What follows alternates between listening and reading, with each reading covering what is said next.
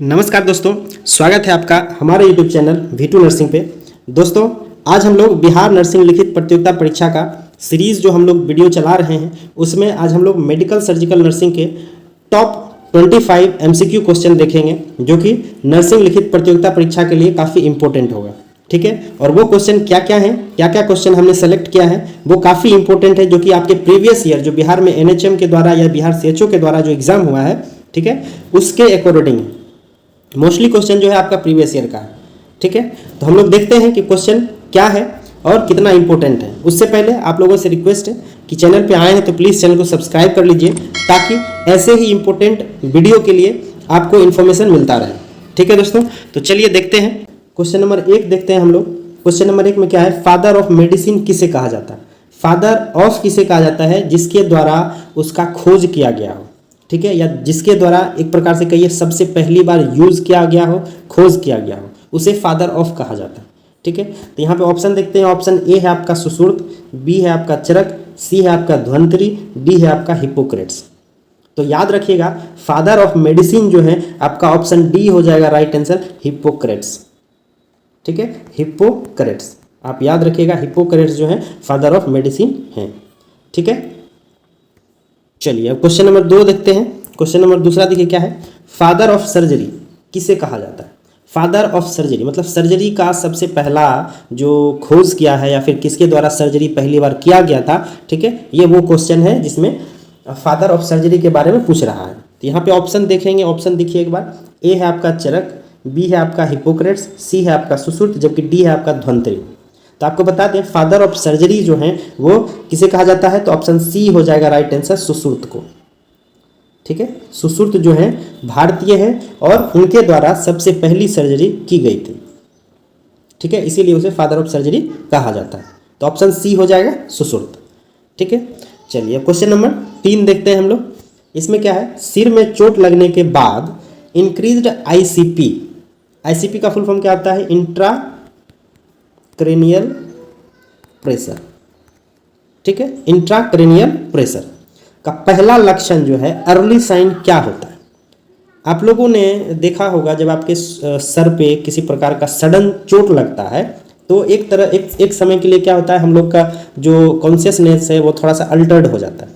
ठीक है, तो ये क्या होता है, इंक्रीज्ड ICP बढ़ जाता है। इंट्राक्रेनियल प्रेशर जो है बढ़ने के बाद सबसे पहला लक्षण क्या होगा? तो ऑप्शन देखिए, ए है आपका पॉपुलरी डायलेशन, ठीक है, बी है आपका हेमिस्प्रेसिस, सी है आपका कोमा, डी है आपका अल्टर्ड लेवल ऑफ कॉन्शियसनेस।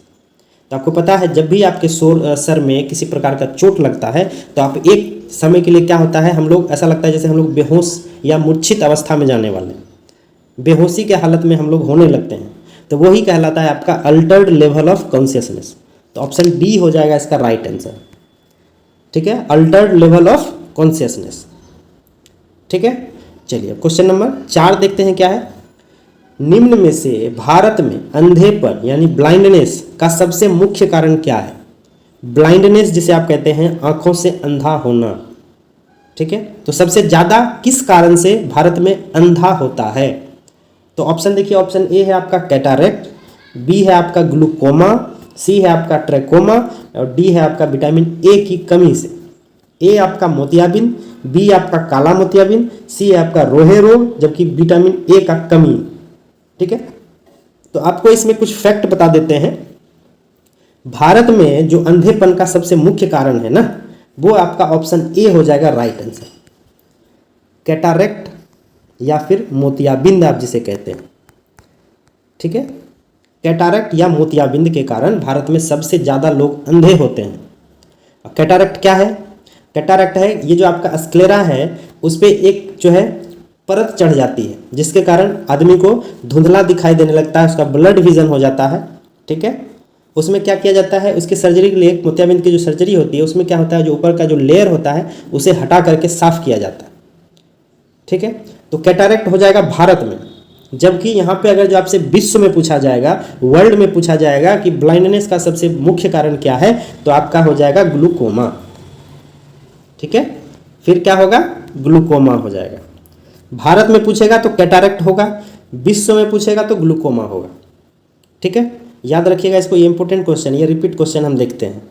ठीक है, चलिए अब अगला क्वेश्चन देखते हैं। लीवर डायसफंक्शन के लिए मोस्ट इंपोर्टेंट टेस्ट कौन सा है? यहाँ डायसफंक्शन का मतलब होता है लीवर का खराब हो जाना या सही से कार्य नहीं करना। ठीक है, आपका यकृत का सही से कार्य ना करना या यकृत में किसी प्रकार की खराबी आने के लिए, खराबी आ जाने के बाद उसका सबसे इम्पोर्टेंट टेस्ट कौन सा होता है, जिससे पता लगाया जाता है कि लीवर जो है वो खराब हो चुका है या सही से काम नहीं कर रहा। तो कौन सा टेस्ट होगा? तो ऑप्शन देखिए, ऑप्शन ए है आपका सीरम बिलिरुबिन, बी है आपका सीरम एल्बुमिन, सी है आपका प्रोथ्रोम्बिन टाइम, जबकि डी है आपका एसजीपीटी। ठीक है, तो लीवर के खराब होने के जब खराब होता है तो उसके लिए सबसे इम्पोर्टेंट टेस्ट होता है वो आपका ऑप्शन ए हो जाएगा राइट आंसर, सीरम बिलिरुबिन। ठीक है, सीरम बिलिरुबिन, आप जानते हैं बिलिरुबिन क्या होता है? बिलिरुबिन एक समझिए एलिमेंट है। जब बॉडी में बिलिरुबिन की मात्रा बढ़ती है तो जॉन्डिस की ये हो जाती है, जॉन्डिस का अपीयरेंस हो जाता है। ठीक है, आप लोगों ने देखा होगा जॉन्डिस, जिसमें पीलिया कहते हैं आप। सीरम बिलिरुबिन बढ़ेगा तो आपको जॉन्डिस की अपीयरेंस हो जाएगी, आपका शरीर का जो आँख है, त्वचा है, ठीक है, वो पीला होने लगेगा। अगर लीवर आपका सही से काम नहीं हो रहा है तो आपके बॉडी में बिलिरुबिन की मात्रा बढ़ जाती है। तो बिलिरुबिन टेस्ट इसीलिए किया जाता है लीवर के डायसफंक्शन के लिए, जांचने के लिए। ठीक है, तो सीरम बिलिरुबिन हो जाएगा इसका राइट आंसर। चलिए क्वेश्चन नंबर 6 देखते हैं क्या है। परनीशियस एनीमिया कौन से विटामिन की कमी से होती है? एनीमिया जानते हैं आप, जिसमें खून की कमी होती है, खून में हीमोग्लोबिन की मात्रा कम हो जाती है। ठीक है, जिसे आप एनीमिया कहते हैं। अब इसमें है परनीशियस एनीमिया कौन से विटामिन की कमी से होती है? ठीक है, तो परनीशियस एनीमिया के लिए जो ऑप्शन दिए हुए हैं देखिए, ए है आपका विटामिन B12, बी है आपका विटामिन B1, सी है आपका विटामिन सी, डी है आपका विटामिन डी। तो परनीशियस एनीमिया के लिए जो विटामिन जिम्मेदार है वो है आपका ऑप्शन ए, राइट आंसर हो जाएगा ए, विटामिन B12। ठीक है, परनीशियस एनीमिया से याद रखिएगा विटामिन B12। चलिए अब आगे चलते हैं क्वेश्चन नंबर 7।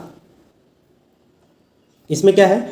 रात के समय अत्यधिक यूरिनेशन होने को क्या कहते हैं? रात के समय, एट नाइट टाइम।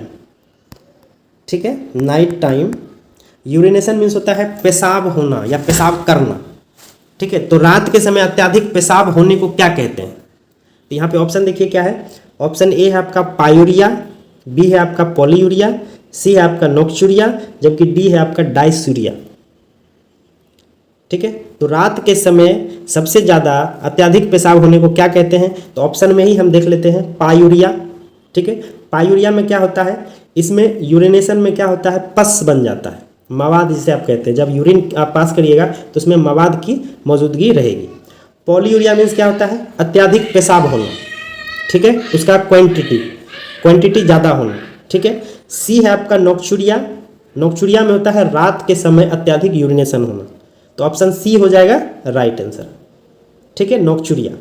और डी डायसूरिया मीन्स क्या होता है? यूरिनेशन के समय पेन होना, दर्द होना, वो आपका डायसूरिया कहलाता है। तो ऑप्शन सी हो जाएगा नोक्चुरिया। ठीक है, ये हो जाएगा राइट आंसर। रात के समय ज़्यादा पेशाब होने को कहते हैं नोक्चुरिया। ठीक है, चलिए अब आगे 8 नंबर क्वेश्चन देखते हैं। निम्न में से कौन सा अंग बॉडी में फ्लूइड बैलेंस का काम करता है? हमारे बॉडी में, ठीक है, ह्यूमन बॉडी में फ्लूइड बैलेंस या मतलब हमारे बॉडी में जो द्रव्य हैं उसे कौन बैलेंस करता है, कौन मेंटेन करता है? तो ऑप्शन देखिए, ए है आपका स्किन, बी है आपका हार्ट, सी है आपका किडनी, डी है आपका लंग्स। तो आपको बता दें फ्लूइड बैलेंस, जिसे आप एक फिल्टर भी कहते हैं, हमारे बॉडी का फिल्ट्रेशन का जो काम किया जाता है, जहाँ ब्लड वाटर का फिल्टर किया जाता है, कौन सा है? तो ऑप्शन सी है किडनी, आपको पता है। ठीक है, तो किडनी के द्वारा ही फ्लूइड बैलेंस किया जाता है हमारे बॉडी में, याद रखिएगा। फ्लूइड बैलेंस कौन मेंटेन करता है? तो ऑप्शन सी हो जाएगा किडनी। ठीक है, चलिए अब क्वेश्चन नंबर 9 देखते हैं। बच्चों में सामान्यतः पाए जाने वाला फ्रैक्चर कौन सा है? जो छोटे बच्चे होते हैं, चिल्ड्रेंस होते हैं, उनमें होने वाला जो फ्रैक्चर है वो सबसे कॉमन फ्रैक्चर कौन सा होता है? ऑप्शन देखिए, ए है आपका कोल्स फ्रैक्चर, बी है आपका पैथोलॉजिकल फ्रैक्चर, सी है आपका पॉट्स फ्रैक्चर, जबकि डी है आपका ग्रीन स्टिक फ्रैक्चर। तो आपको बता दें कि बच्चों में जो नॉर्मली जो फ्रैक्चर होता है ना, वो आपका ऑप्शन डी यानी कि ग्रीन स्टिक फ्रैक्चर होता है। ग्रीन स्टिक फ्रैक्चर होता है बच्चों में, ठीक है, याद रखिएगा, ग्रीन स्टिक फ्रैक्चर होता है बच्चों में। क्वेश्चन नंबर 10 देखते हैं हम लोग। क्वेश्चन नंबर 10 में क्या है, निम्न में से लीवर सिरोसिस का कॉम्प्लिकेशन क्या है। लीवर सिरोसिस क्या है, लीवर सिरोसिस में क्या होता है, आपका जो लीवर है, यकृत है, ठीक है, वो एबनॉर्मली ग्रोथ हो जाता है, उसमें बढ़ जाता है, बड़ा हो जाता है लीवर, ठीक है। तो इसके ऑप्शंस देख लेते हैं। कॉम्प्लिकेशन मीन्स होता है जटिलता, ठीक है। अगर आपको लीवर सिरोसिस हुआ है तो उसके साथ और कौन से बीमारी हो सकते हैं, उसको बोलते हैं जटिलता, ठीक है। तो ऑप्शन ए है, देखिए आपका एसाइटिस, ठीक है, जिसमें आप लीवर में पानी भर जाना कहते हैं। बी है आपका हेप्टिक इंसेफेलोपैथी। इंसेफेलोपैथी मीन्स क्या होता है, लीवर का बड़ा हो जाना, अपने नॉर्मल साइज से बड़ा हो जाना। सी है आपका पोर्टल हाइपरटेंशन। हाइपरटेंशन क्या होता है, आपको पता है हम लोगों का जो ब्लड प्रेशर है वो 120/80 है। हाइपरटेंशन में क्या हो जाता है, ब्लड प्रेशर बढ़ करके 140/90 से ऊपर हो जाता है, उसे हाइपरटेंशन कहते हैं। तो ये तीनों चीज़ जो है मौजूद रहता है आपका इस कॉम्प्लिकेशन के कारण लीवर सिरोसिस में। तो ऑप्शन डी हो जाएगा right answer, all of these. Liver cirrhosis अगर जो आपके पास है पेशेंट, तो उसमें कॉम्प्लिकेशन कौन सा होगा, तो एसाइटिस होगा, उसके लीवर में पानी भरेगा। बी है आपका हेप्टिक इंसेफेलोपैथी हो जाएगा, उसमें मतलब लीवर का फूल जाएगा, बड़ा हो जाएगा। जबकि उसका सी है आपका पोर्टल हाइपरटेंशन, उसे हाइपरटेंशन हो सकता है, उसका जो ब्लड प्रेशर है वो बढ़ जाएगा, ठीक है, समझ गए। अब क्वेश्चन नंबर 11 देखते हैं। देखिए क्या है, डायस्पोनिया के मरीज को कौन सी पोजीशन देनी चाहिए, ठीक है। डायस्पेनिया आप जानते हैं, सांस लेने में दिक्कत होना, ठीक है। तो ऑप्शन है देखिए, ए लेफ्ट लेटरल पोजीशन, बी है आपका ऑर्थोपेनिक पोजीशन, सी है आपका लिथोटोमी पोजीशन, जबकि डी है आपका सुपाइन पोजीशन। तो सांस लेने में तकलीफ वाले मरीज को जो पोजीशन दी जाती है वो आप फॉलर पोजीशन आप जानते हैं, ठीक है, फॉलर पोजीशन जानते हैं आप लोग। तो ऑप्शन बी हो जाएगा इसका राइट आंसर, ऑर्थोपेनिक पोजीशन, ठीक है। ऑर्थोपेनिक पोजीशन या इसको हाई फॉलर पोजीशन कहते हैं, हाई फॉलर पोजीशन सेम होता है, ऑर्थोपेनिक पोजीशन, ठीक है। ऑप्शन बी हो जाएगा राइट, ऑर्थोपेनिक पोजीशन या हाई फॉलर पोजीशन, दोनों एक ही होता है। तो डायस्पेनिया का जो पेशेंट होगा, जिसे सांस लेने में तकलीफ होगा, उसे कौन सा पोजीशन देंगे, तो हाई फॉलर पोजीशन देंगे, जिसमें क्या करता है पेशेंट, एक मेज के सहारे दोनों हाथ को आगे रख करके मेज के सहारे क्या करता है, अपना सर को मेज पे देता है, ठीक है। इस प्रकार से अगर जो ये आदमी है तो यहाँ मेज पर क्या करेगा, अपना सर को इस तरह से डाल देगा ताकि उसे सांस लेने में दिक्कत ना हो, ठीक है। इसी में होता है आपका सेमी फॉलर भी। सेमी फॉलर में क्या होता है, ये इस तरह से, ठीक है, 45 डिग्री पे पेशेंट को लिटा दिया जाता है, जबकि फॉलर पोजीशन में 90 डिग्री हो जाता है, ठीक है। और एक हाई फॉलर होता है जिसे आप ऑर्थोपेनिक कहते हैं, इसमें सर को वो टेबल पे डाल देगा, हाई फॉलर पोजीशन उसको बोलते हैं, ठीक है। चलिए, तो ऑप्शन क्या हो जाएगा आपका, ऑप्शन बी हो जाएगा राइट आंसर उसका, ठीक है।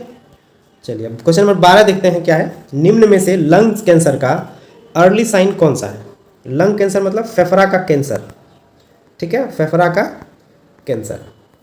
कैंसर आप जानते हैं, किसी भी सेल का रैपिड तरीके से ग्रोथ होना क्या कहलाता है, आपका कैंसर कहलाता है। तो लंग्स में सेल का रैपिड ग्रोथ हो रहा है या लंग कैंसर है उसको, तो उसका अर्ली साइन क्या होगा। सबसे पहला जो उसको लक्षण दिखेगा वो कौन सा लक्षण दिखेगा, तो ऑप्शन देखिए, ऑप्शन ए है आपका परसिस्टेंट कफ, बी है आपका एफासिया, सी है आपका डायस्फासिया और डी है आपका अनयूजुअल ब्लीडिंग, ठीक है।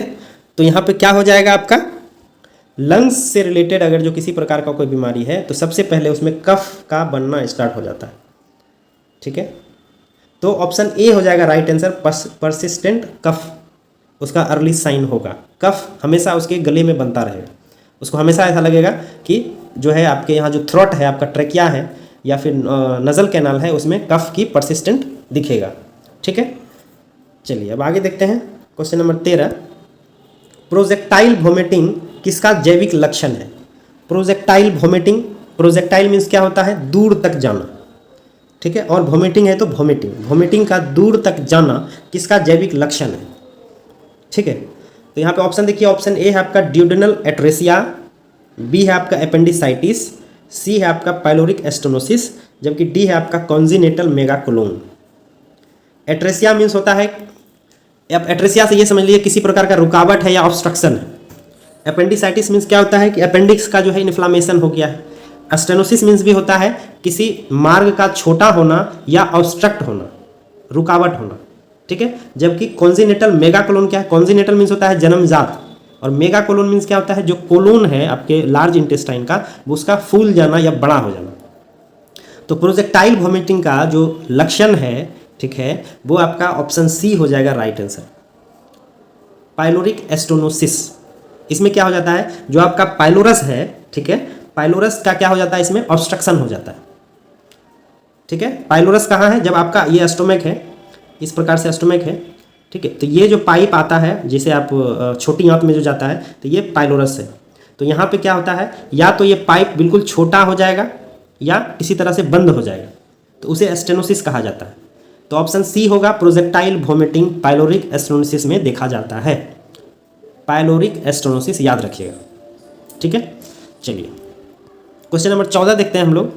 क्रोनिक अस्थमा का मोस्ट कॉमन कॉम्प्लिकेशन क्या है। क्रोनिक मीन्स होता है जो लंबे समय से बीमारी है, लंबे समय से बीमारी जो आता है उसे क्रोनिक कहते हैं, जबकि तुरंत होने वाला बीमारी एक्यूट कहलाता है, ठीक है। तुरंत होने वाला बीमारी एक्यूट कहलाएगा, जो लंबे समय से बीमारी धीरे धीरे बढ़ता जाता है उसे क्रोनिक कहते हैं। तो क्रोनिक अस्थमा है, मतलब पुराना अस्थमा है, उसको बहुत दिन से उसको बीमारी था अस्थमा का, तो उसका मोस्ट कॉमन कॉम्प्लिकेशन क्या है, अस्थमा के साथ उसे और कौन सी बीमारी हो सकती है, उसको कॉम्प्लिकेशन कहते हैं।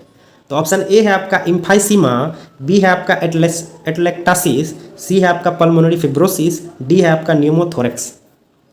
तो आपको बता दें, अस्थमा में जो सबसे कॉमन कॉम्प्लिकेशन होगा वो होगा आपका इम्फाइसीमा का, ठीक है। ऑप्शन ए हो जाएगा इसका राइट आंसर, इम्फाइसीमा।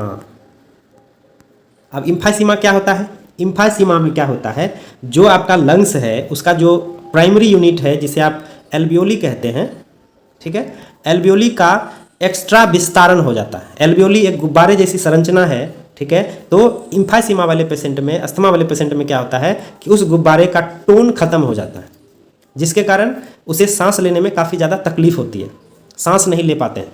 और अस्थमा वाले पेशेंट में भी आप देखते होंगे सांस लेने में उसे काफ़ी प्रॉब्लम होती है, ठीक है, समझ गए।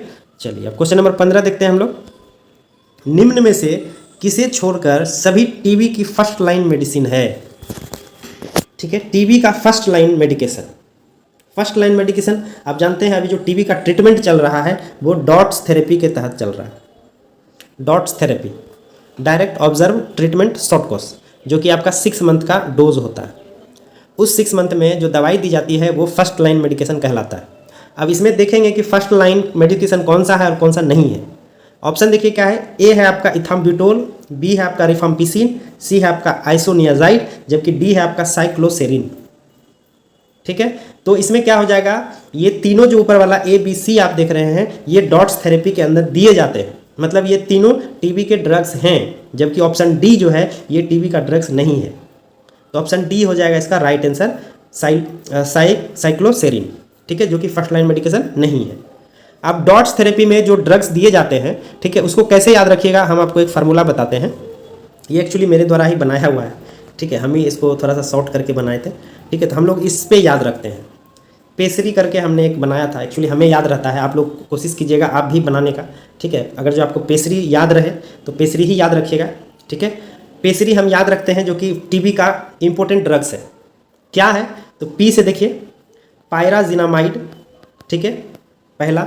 ई से आपका इथाम्बुटोल हो गया, एस से आपका स्ट्रेप्टोमाइसिन हो गया, ठीक है, आर से आपका रिफाम्पिसिन हो गया, आई से आपका आइसोनियाजाइड हो गया। 1 2 3 4 5, ये 5 ड्रग्स जो है फर्स्ट लाइन ड्रग्स होते हैं। पायराजिनामाइड, इथाम्बुटोल, स्ट्रेप्टोमाइसिन, रिफाम्पिसिन और आइसोनियाजाइड, ठीक है। इसके अलावा जो मेडिसिन होगा वो टीबी का मेडिसिन नहीं होगा, ठीक है। तो ऑप्शन डी हो जाएगा इसका राइट आंसर। चलिए अब क्वेश्चन 16 देखते हैं।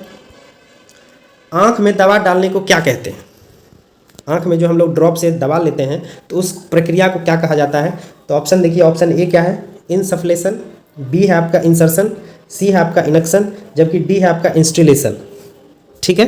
तो क्या कहलाएगा, आँख में दवाई लेने को क्या कहा जाएगा, तो ऑप्शन डी हो जाएगा इसका राइट आंसर, इंस्टिलेशन कहा जाता है, बूंद बूंद करके डालना, ठीक है। क्या कहलाएगा, इंस्टिलेशन कहलाएगा। चलिए क्वेश्चन नंबर 17 देखते हैं। स्पुटम स्पेसिमेन लेने का सबसे उपयुक्त समय कौन सा होता है? स्पेसिमेन मीन्स होता है नमूना, स्पुटम मीन्स होता है आपका खखार, जिसे आप कहते हैं गांव की भाषा में, ठीक है। तो खखार लेने का, नमूना लेने का सबसे उपयुक्त समय कौन सा है? खखार का नमूना। और खखार स्पुटम टेस्ट कब हो किया जाता है? जब वो पेशेंट जो है या तो अस्थमा या फिर टीबी का पेशेंट ऐसा संभावित होता है कि उसे हो सकता है टीबी है या अस्थमा है, तो टीबी का जांच के लिए जो है स्पुटम टेस्ट किया जाता है। तो उसका स्पुटम का, उसका खखार का नमूना लिया जाता है। तो कब, किस समय लिया जाएगा जो कि अच्छा रहेगा? ऑप्शन देखिए, ऑप्शन ए है आपका सुबह उठते ही, ठीक है। बी है आपका नाश्ते और खाने के बीच में, सी है आपका सोने से पहले, डी है आपका खाने के बाद।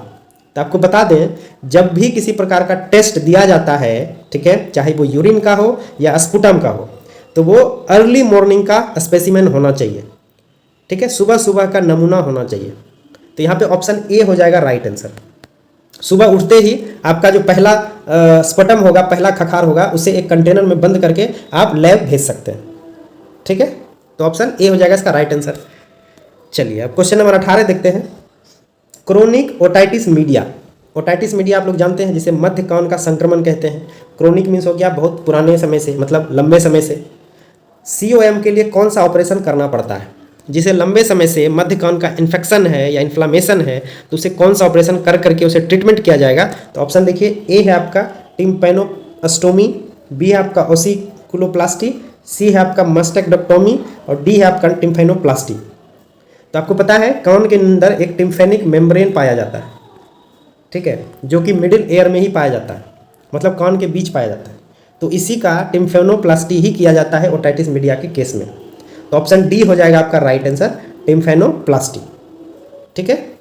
चलिए क्वेश्चन नंबर 19 देखिए। स्पॉन्जिंग के लिए काम आने वाली पानी का तापमान कितना होना चाहिए? स्पॉन्जिंग क्या होता है? रुई को भिंगा करके पेशेंट के बॉडी को पोंछना, ठीक है, स्पॉन्जिंग कहलाता है, चाहे वो बेबी हो या एडल्ट हो या एल्डर पेशेंट हो। स्पॉन्जिंग मतलब होता है पानी में, ठीक है, रुई को भिंगा करके उसके पूरे बॉडी को साफ करना या एक प्रकार से बाथ देना। तो पूछ रहा है कि उस पानी का तापमान कितना होना चाहिए स्पॉन्जिंग के समय? तो ऑप्शन देखिए क्या है, ए 80 फ़ारेनहाइट से लेकर के 95 फ़ारेनहाइट तक, बी है आपका 20 फ़ारेनहाइट से लेकर के 30 फ़ारेनहाइट तक, जबकि सी है आपका 105 फ़ारेनहाइट से लेकर 115 फ़ारेनहाइट तक, डी है आपका 10 फ़ारेनहाइट से लेकर के 20 फ़ारेनहाइट तक। आपको पता है हम लोग का जो बॉडी का टेम्परेचर है नॉर्मल, वो कितना है फ़ारेनहाइट में? तो 98 डिग्री फ़ारेनहाइट, ठीक है, और सेल्सियस में पूछे तो 37 डिग्री सेल्सियस, ठीक है। तो ये हमारे बॉडी का तापमान है, जबकि स्पॉन्जिंग के लिए जो पानी का तापमान होना चाहिए आइडियल, वो आपका ऑप्शन ए हो जाएगा राइट आंसर, 80 से 95 डिग्री फ़ारेनहाइट, ठीक है, 80 से 95 फ़ारेनहाइट। मतलब सेल्सियस की बात करें तो लगभग आपका 32 से लेकर के आपका 35 डिग्री सेल्सियस तक, ठीक है। चलिए अब क्वेश्चन नंबर 20 देखते हैं क्या है। प्लास्टर ऑफ पेरिस जो कि टूटी हड्डी के इमोबिलाइजेशन में काम लेते हैं, वो किस रासायनिक पदार्थ का बना होता है? प्लास्टर ऑफ पेरिस जिसे आप POP कहते हैं, ठीक है। हड्डी जब कहीं टूटता है हाथ का या पैर का, तो उसमें प्लास्टर चढ़ाया जाता है। आप लोगों ने देखा हुआ वाइट प्लास्टर चढ़ाया जाता है ताकि हड्डी जो है इधर उधर ना जाए। इमोबिलाइजेशन मीन्स क्या होता है? उसे गतिहीन करना, हिलने डुलने से बचाने के लिए, ताकि हड्डी जो है आपस में जुड़ सके, ठीक है। तो वो किस पदार्थ का बना होता है जो आप देखते हैं प्लास्टर ऑफ पेरिस, जो प्लास्टर किया जाता है हाथ में या पैर में? तो ऑप्शन देखते हैं। ऑप्शन ए है आपका कैल्शियम सल्फेट, बी है आपका कैल्शियम हाइड्रोक्साइड, सी है आपका कैल्शियम कार्बोनेट, डी है आपका कैल्शियम फास्फेट। हम लोगों का बॉडी का जो बोन है वो भी कैल्शियम का बना हुआ है, ठीक है, लेकिन POP का जो पदार्थ है वो आपका ऑप्शन ए हो जाएगा राइट आंसर, कैल्शियम सल्फेट, ठीक है, कैल्शियम सल्फेट हो जाएगा इसका राइट आंसर, ठीक है। चलिए अब अगला क्वेश्चन देखते हैं। अगला क्वेश्चन क्या है? बच्चों में पहला कौन सा इंसीजर दांत इरप्ट होता है? इंसीजर आगे वाला दांत आप जानते हैं, ठीक है, ये अगर जो फेस है तो बच्चों में जो है कौन सा दांत पहले आता है? तो ये बीच वाला दांत सबसे पहले आता है, ठीक है। इरप्ट मीन्स होता है निकलना।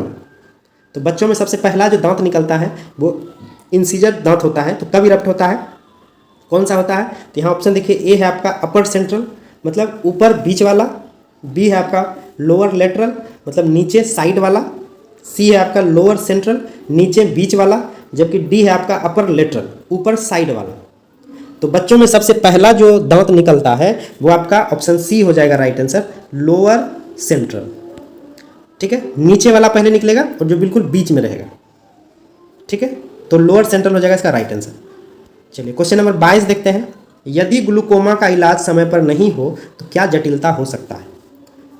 ग्लूकोमा कब होता है? जब आंख में आईओपी, इसको बोलते हैं इंट्रा ओकुलो प्रेशर, ओकुलर प्रेशर कह लीजिए, ये बढ़ जाता है आँख का ये बढ़ने के बाद क्या होता है, आँख में एक प्रकार से समझिए कि इसका जो विजन होता है, आँख का देखने की क्षमता हो जाता है वो धीरे धीरे क्या हो जाता है, धीरे धीरे कम हो जाता है।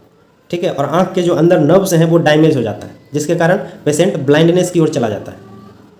ठीक है, तो ग्लूकोमा का अगर जो समय पे इलाज नहीं कराया गया, अगर जो इंट्राओकुलर प्रेशर को बढ़ने से नहीं रोका गया तो क्या हो सकता है जटिलता? तो ऑप्शन देखिए, ऑप्शन ए है आपका रेट्रोडेंटल फिब्रोप्लासिया, बी है आपका ब्लाइंडनेस, सी है आपका ट्रैकोमा, जबकि डी है आपका कंजक्टिवाइटिस। तो ऑप्शन बी हो जाएगा इसका राइट आंसर, ब्लाइंडनेस। आपको बता दें, आंख से रिलेटेड कोई भी बीमारी हो, अगर वो इलाज नहीं हो सका आंख का सही टाइम पे, तो वो आपको अंधापन का जो है बिल्कुल केस बना देगा, अंधापन जो है उसमें होना है। तो ऑप्शन जहाँ भी होगा ब्लाइंडनेस, वहाँ पे आप लगा दीजिएगा। ठीक है, क्वेश्चन नंबर 23 देखते हैं क्या है।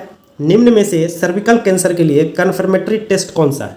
सर्विकल कैंसर क्या होता है? सर्विक्स का कैंसर। ठीक है, सर्विक्स का कैंसर का कन्फर्मेटरी टेस्ट क्या होता है? कंफर्म करने के लिए कि सच में सर्विक्स कैंसर है या नहीं है। तो कौन सा टेस्ट करके बताया जाता है कि आपको सर्विक्स कैंसर है या नहीं है? तो ऑप्शन ए देखिए क्या है, कोल्पोस्कोपिक एग्जामिनेशन, बी है आपका पेप्स स्मीरियर, सी है आपका बायोप्सी, डी है आपका यूट्राइन स्कैन। तो सर्विकल कैंसर का पता लगाने के लिए जो टेस्ट किया जाता है वो ऑप्शन बी हो जाएगा आपका राइट आंसर, पैप स्मीयर। ठीक है, पैप स्मीयर इसको बोलते हैं, पैप स्मीयर टेस्ट जो है किया जाता है। ठीक है, क्वेश्चन 24 देखते हैं। निम्नलिखित में से कौन से नर्सिंग कार्य करने के दौरान ग्लव्स काम में लेना चाहिए? नर्स के द्वारा वह कौन सा काम है जब उसे ग्लव्स को हमेशा पहनना चाहिए? तो ऑप्शन ए देखिए क्या है, giving the newborn first bath, एक नया बच्चा जन्म हुआ है उसे नहलाना है। ठीक है, बी है आपका चेंजिंग ए न्यूबॉर्न डायपर, एक बच्चा अभी जन्म हुआ है जिसको कि डायपर चेंज करना है। ठीक है, सी है आपका स्टार्टिंग आईवी इन्फ्यूज़न, उसे पानी चढ़ाया जाना है। और ऑप्शन डी है आपका ऑल ऑफ दिस। तो नर्स के लिए एक बहुत ज़रूरी काम होता है कि वो किसी भी नर्सिंग प्रोसेस को अगर जो करने जा रही है, ठीक है, तो उसे ग्लव्स हमेशा पहने रहना चाहिए। तो ये जितना भी प्रोसेस कर रही है, जितना भी प्रोसीजर कर रही है, सब में उसे ग्लव्स पहनना जरूरी है। तो ऑप्शन डी हो जाएगा ऑल ऑफ दीज। ठीक है, चलिए अब क्वेश्चन नंबर 25 देखते हैं। ब्लड ट्रांसफ्यूजन के दौरान यदि हीमोलाइटिक रिएक्शंस हो जाए तो नर्स का पहला काम क्या होगा? ब्लड ट्रांसफ्यूजन मीन्स होता है पेशेंट को ब्लड चढ़ाना। ठीक है, आईवी सेट के द्वारा उसे ब्लड जो है चढ़ाया जा रहा है। अगर हीमोलाइटिक रिएक्शंस हो जाए, हीमोलाइटिक रिएक्शन क्या होता है? ब्लड चढ़ाने के दौरान किसी प्रकार का जहाँ आईवी लगा हुआ है वहाँ पे किसी प्रकार का सूजन आना या ब्लड का रुक जाना। ठीक है, तो नर्स का पहला काम क्या होगा? ऑप्शन देखिए, ऑप्शन ए है to notify the physician, B है आपका to stop the transfusion, C है आपका to slow down the transfusion, D है आपका ऑल ऑफ एवं। क्या डॉक्टर को करेगी, ये इन्फॉर्म करेगी? Stop the transfusion means blood चढ़ाना बंद कर देगी, सी है आपका to slow down the transfusion, blood का चढ़ाना कम कर देगी, जबकि डी है आपका ऑल एबव द ऊपर, मतलब ऊपर जितने हैं वो सब। तो आपको बता दें कि ब्लड चढ़ाते समय अगर जो किसी भी प्रकार का पेशेंट को प्रॉब्लम हो रही है, किसी भी प्रकार का रिएक्शन हो रहा है, तो नर्स का सबसे पहला काम है ब्लड ट्रांसफ्यूजन को रोक देना। तो ऑप्शन बी हो जाएगा right answer, stop the transfusion, immediately stop the infusion. ठीक है, तो ये 25 इंपॉर्टेंट क्वेश्चन हम अभी आपसे डिस्कस किया है। ये आपको कैसा लगा हमें जरूर कमेंट करके बताइए। बाकी हमने यहाँ पे इसका आंसर की दे दिया है, आप आंसर की से जो है प्रैक्टिस कर सकते हैं। ठीक है, आंसर की डेली जो है हम अपने टेलीग्राम ग्रुप पे डाल देंगे, आप वहाँ से जा करके प्रैक्टिस कर सकते हैं। ठीक है दोस्तों, इसी तरह से डेली हर एक सब्जेक्ट जो नर्सिंग के जो सिलेबस का जो सब्जेक्ट है, उस सब्जेक्ट से डेली हम 25 क्वेश्चन का एक सीरीज करते हैं। ठीक है, जो कि आप लोगों के एग्जाम को ध्यान में रखते हुए हम बनाते हैं। ठीक है, ये क्वेश्चन हम कहीं से कॉपी पेस्ट नहीं करते हैं, जबकि ये क्वेश्चन हमारे द्वारा बनाए गए क्वेश्चन है। ठीक है, जो इंपॉर्टेंट क्वेश्चन है वो किसी बुक के मदद से जो सिलेबस जो हमको लगता है कि ये संभावित सिलेबस है, हम उस बुक से जो है इसे खुद से बनाते हैं। ठीक है दोस्तों, बाकी ये वीडियो आपको कैसा लगा जरूर कमेंट करके बताइएगा। आप लोगों से रिक्वेस्ट है, हमने ये काफ़ी सीरीज़ कर लिया है अभी तो, हालांकि फर्स्ट सीरीज़ ही चल रहा है। अब 2-3 दिनों में जो है सबका सेकंड सीरीज़ हम लोग स्टार्ट करेंगे। ठीक है दोस्तों, अगर वीडियो अच्छा लगे तो प्लीज़ चैनल को सब्सक्राइब कर दीजिएगा ताकि इसी तरह से वीडियो आप तक पहुँचता रहे। ठीक है दोस्तों, थैंक यू, धन्यवाद।